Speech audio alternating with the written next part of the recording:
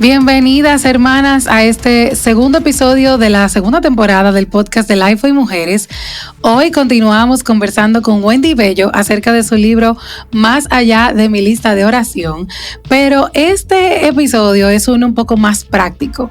Vamos a invitar a Wendy a sacarle el jugo para poder saber de qué maneras prácticas podemos utilizar todo el conocimiento que ella nos plasma en su nuevo libro y cómo podemos entonces llevar esto a la práctica para poder tener una vida de oración más constante.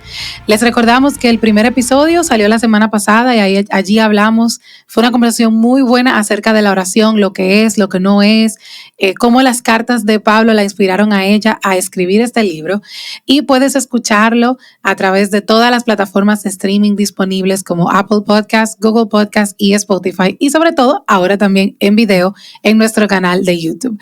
Así que sin más, le doy la bienvenida a nuestra querida Wendy Bello. Hola Wendy, ¿cómo estás? Hola, buenos días, Maciel, y también, buenos días, buenas noches, buenas tardes, a la hora que nos estén escuchando, ¿verdad? Pues un saludo a cada una de nuestras amigas que nos acompañan aquí en este podcast de Life y Mujeres. Amén, así es, les damos la bienvenida. Y Wendy, queremos aprovechar este tiempecito que siempre es cortito aquí en podcast y queremos, mi primera pregunta para ti es, ¿cuál es esa receta, por así decirlo, que podemos usar para poder llevar una vida de oración más constante? Pero no solo constante, que no sea de oraciones repetitivas, como hablábamos en el episodio anterior. ¿Cuál sería esa fórmula, verdad, que tú nos darías que podemos usar?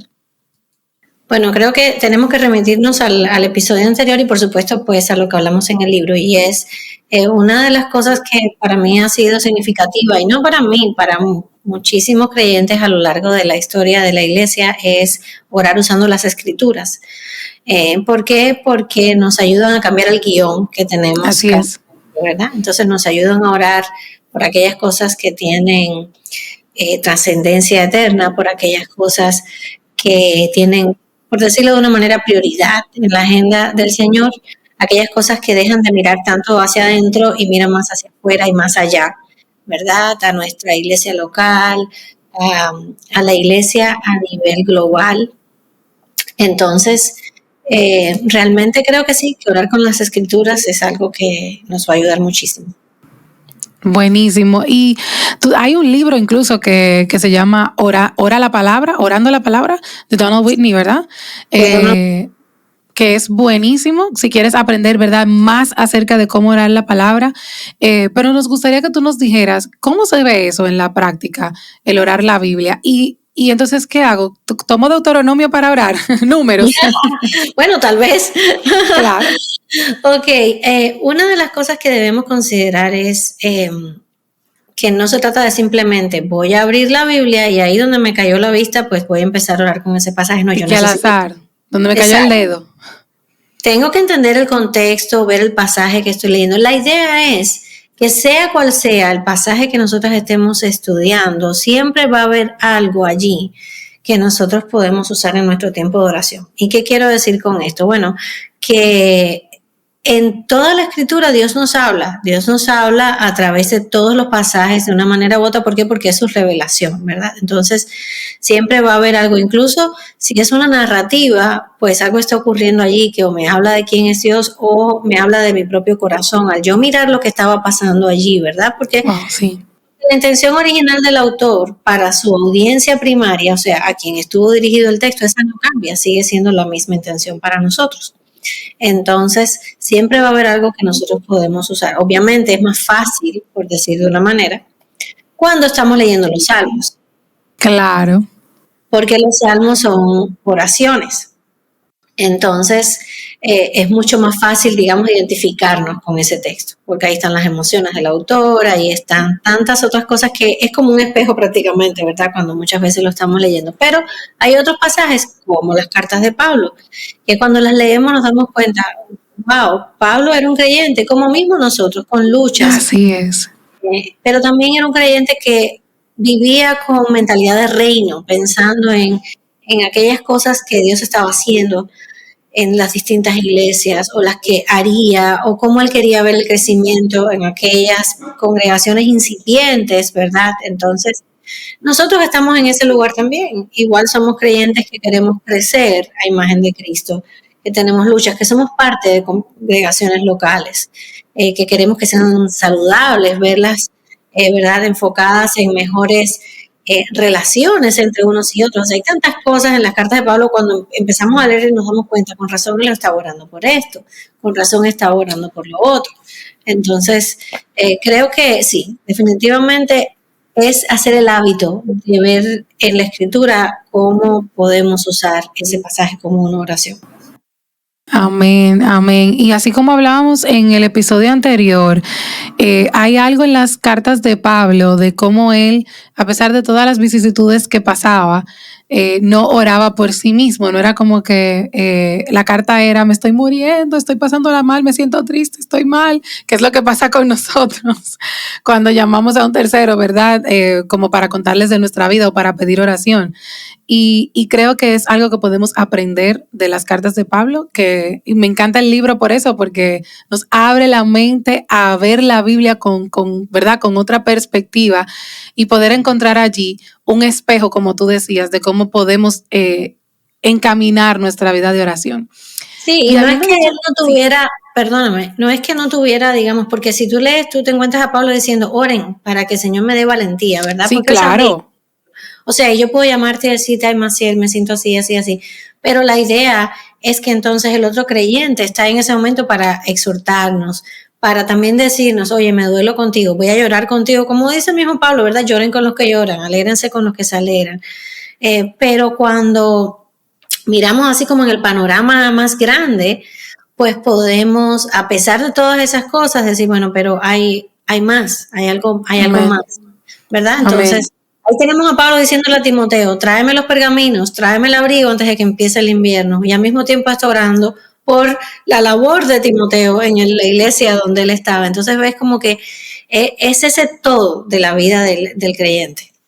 Exacto, y qué bueno que lo mencionas, porque eso no es que él no era un ser humano, porque era un ser humano como nosotros y pasó muchísimo más de lo que nosotros podríamos pasar aquí en la tierra, pero lo que sí destaco es cómo él, a pesar de todo eso, pedía la oración, pero su oración no se enfocaba solo en él. Y creo que eso es bueno, es un buen ejercicio para nosotros, porque creo que eso es lo que casi siempre pasa en todas nuestras oraciones. Siempre es enfocada en yo quiero, yo necesito, tú me prometiste, yo leí en la Biblia, a mí me dijeron. O sea, como que todo está lleno de tanto yo. Y no nos dedicamos a orar por otros, que creo que debe de ser una parte de nuestra disciplina de oración, el incorporar el orar por otros como algo, así como si fuera una obligación, ¿verdad? Como un obligarse a uno mismo a ser intencional por orar por otros. Uh-huh. Sí, definitivo. A pensar que es que somos una generación demasiado centrada en nosotros mismos.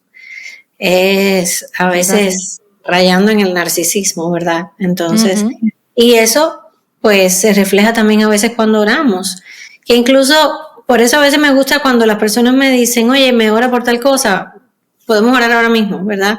Porque una vez se nos puede olvidar, y dos, es esa cosa de decirle a la persona: ok, esto me interesa, no es que, sí, voy a orar, pero ahí lo dejo en el, tú sabes, en el olvido, porque tenemos tantas cosas yendo en nuestra mente. Entonces, es un ejercicio, es entrenarse.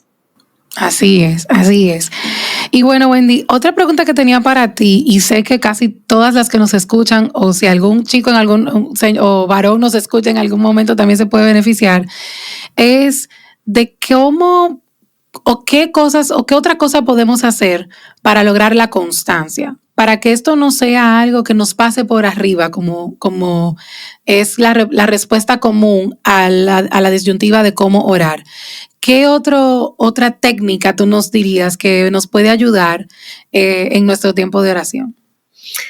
Para mí ha sido, y verdad que no queremos que nuestras oyentes o quienes estén viendo el video piensen que es como fórmula en el sentido de que si tú haces esto y esto y esto, pues 1 más 1 va a ser 2, ¿verdad? Porque no lo es. No funciona así, no funciona así.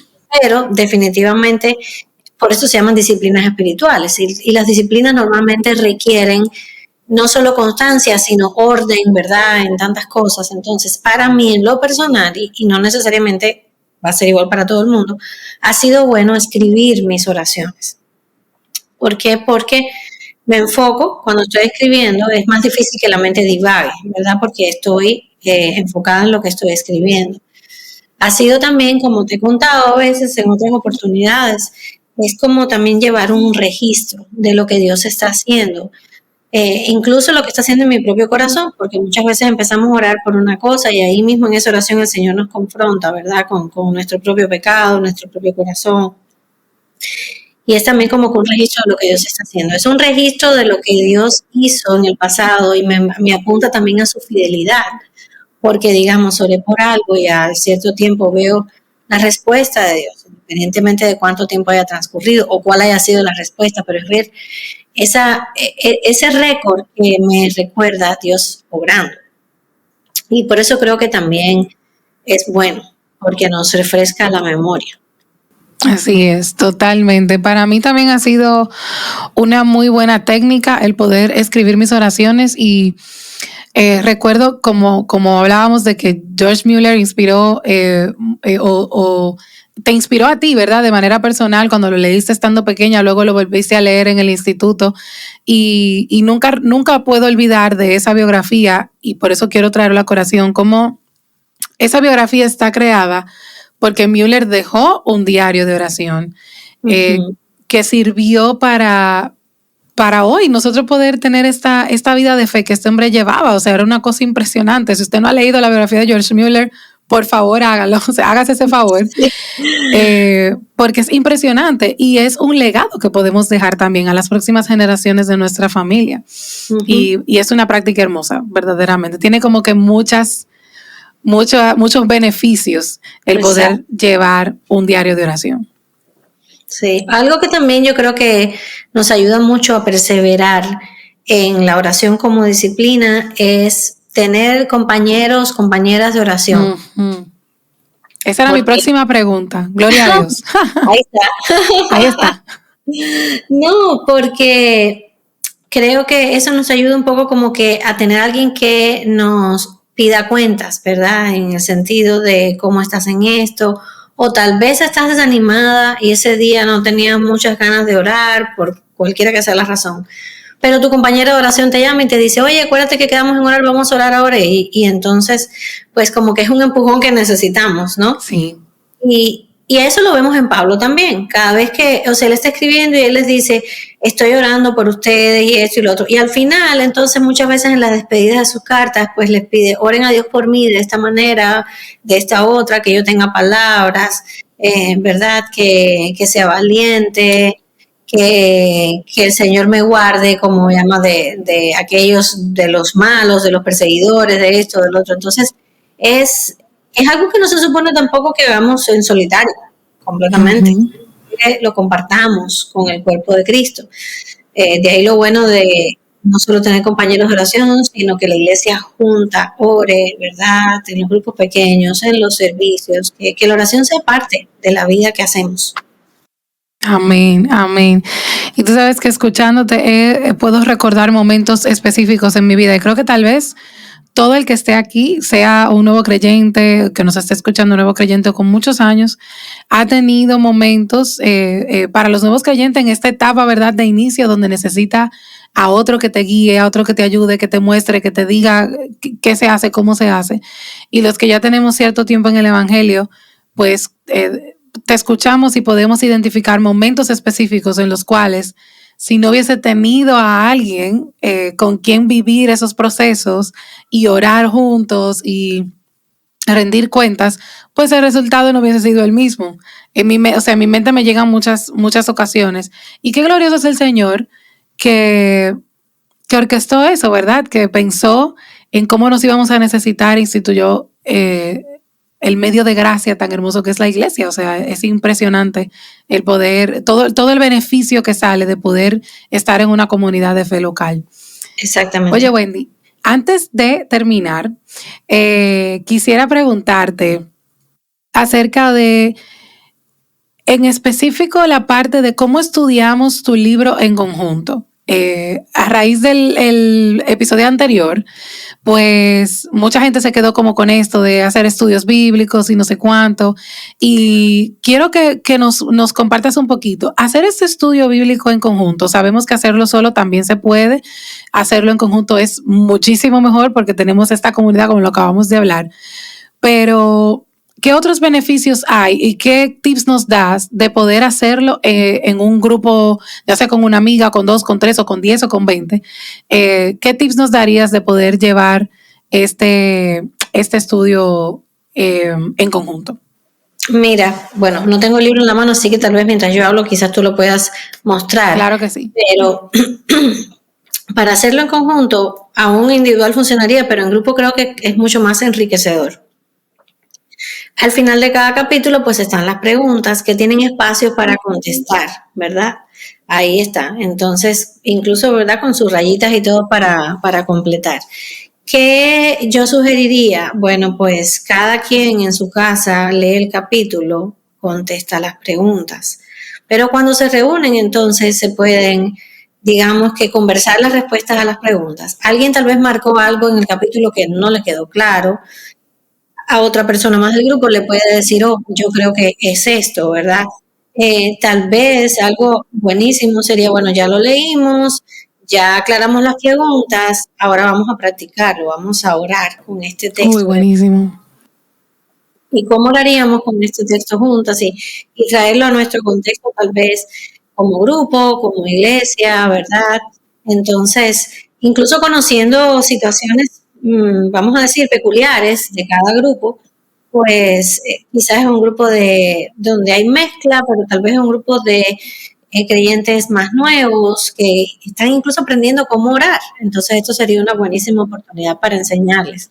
Total. Y creo que de esa manera funciona. Y a veces tal vez alguien pueda pensar, bueno, pero tengo que haberme leído todo el libro completo para entonces dirigir el estudio. Bueno, si lo leíste completo, pues genial porque ya tienes toda la perspectiva, pero si no, en realidad quien está, vamos a decir, al frente del grupo, lo que más va a hacer es facilitar el estudio, es decir, irlo guiando, pero no necesariamente tiene que llevar como el peso, sino porque es un libro que tienes todo un capítulo para leer, tienes pasajes en los que vas a meditar que no son solo de las cartas de Pablo, pero que se relacionan con el tema, y después entonces viene la conversación.